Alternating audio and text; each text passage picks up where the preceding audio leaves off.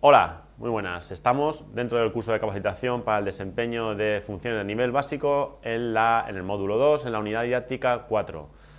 Hemos visto ya en esta unidad didáctica la protección de la seguridad y salud de los trabajadores en el trabajo y la protección colectiva. Y pasamos a hablar de la protección individual y vamos a ver también la clasificación de los equipos de protección individual.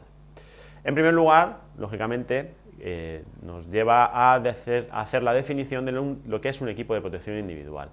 Para ver la definición, el Real Decreto 773 establece, como veis aquí en la transparencia, que se entiende por equipo de protección individual pues cualquier equipo destinado a ser llevado o sujetado por el trabajador para que le proteja de uno o varios riesgos que puedan amenazar su seguridad o su salud, así como cualquier otro complemento o accesorio destinado a tal fin.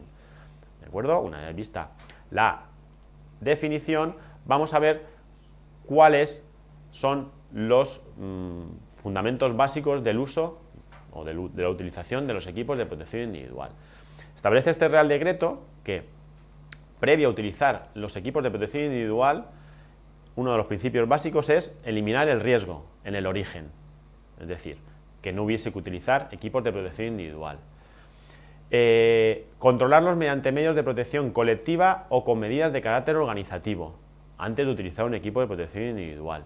Cuando no sea posible ni eliminarlos ni controlarlos por otros medios, entonces habrá que recurrir a la utilización de estos equipos de protección individual. Básicamente lo que dice este Real Decreto es que estos equipos de protección individual deben de ser eficaces frente a los riesgos a los que van a proteger y decir también, cosa importante de este Real Decreto, que los trabajadores en esta utilización de los EPIs tienen derecho a la elección de los mismos o a la participación en la elección de los mismos a través de los medios que dispone la empresa, como son los delegados de prevención, a formarse e informarse sobre los riesgos a los que está cubriendo este equipo de protección individual y tienen derecho a que se lleve a cabo el mantenimiento de estos equipos de protección individual conforme las instrucciones del fabricante. Además, tienen derecho a que se limpie y se almacene de acuerdo a las instrucciones del fabricante. Por supuesto, tienen que disponer de estas instrucciones que estamos hablando en perfecto castellano y a través de un folleto informativo que se le debe hacer entrega al trabajador. Por supuesto, estos equipos de protección individual tienen que tener el marcado CE perfectamente visible. Debe el empresario tener la obligación de llevar a cabo las revisiones periódicas establecidas siempre por el fabricante y retirar o eliminar y sustituir aquellos equipos de protección individual que no se encuentren en condiciones. Y por último, destacar con el tema del Real Decreto 773, el cual recomiendo la lectura a todos los trabajadores y a todos aquellos que estén introduciéndose en el tema de prevención de riesgos laborales, decir que las obligaciones de los trabajadores respecto a los equipos de protección individual básicamente son usarlos y cuidarlos de manera adecuada y correcta, también conforme a las instrucciones que marca el fabricante, guardarlo y mantenerlo almacenado tras el uso e informar al superior o al empresario al respecto de los daños que se hayan podido producir sobre aquellos para que tome medidas. ¿De acuerdo? Bueno, una vez visto los equipos de protección individual respecto a lo que dice el 773, vamos a ver el siguiente apartado, que es la clasificación de los equipos de protección. Básicamente se clasifican en tres categorías: categoría 1, categoría 2 y categoría 3. Vamos a ir a analizar cuáles son cada una de estas categorías, cuáles son los requisitos necesarios, qué se entiende por cada uno de estos equipos y vamos a ver algunos ejemplos de estos EPIs. En primer lugar, como veis en la transparencia, tenemos la categoría 1. Esta categoría corresponde a aquellos equipos de protección individual que nos protegen de los riesgos mínimos. ¿De acuerdo? Las obligaciones que tiene el fabricante respecto al marcado, respecto al folleto, aparecen también en la transparencia y como vemos, pues tiene que tener marcado CE, debe disponer de un folleto informativo que debe estar, insisto y repito, en el idioma del país al que se comercializa y debe tener declaración de conformidad. ¿De acuerdo? Como veis también ahí reflejado, el propio fabricante en este caso puede certificar el cumplimiento de las exigencias de seguridad y salud, es decir, si este equipo de protección tiene alguna norma sobre la cual debe ser certificado, puede ser el propio fabricante, al tratarse de equipos de protección individual sencillo, el que puede certificar o asegurar que se cumplen estas exigencias.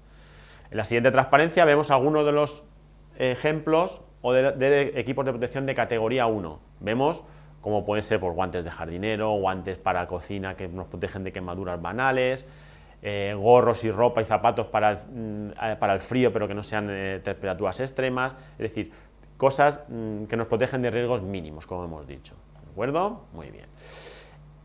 En el extremo opuesto de la categoría 1 se encuentra la categoría 3. ¿De acuerdo? Estos equipos de protección individual nos protegen de riesgos de consecuencias graves para el trabajador o irreversibles para el mismo.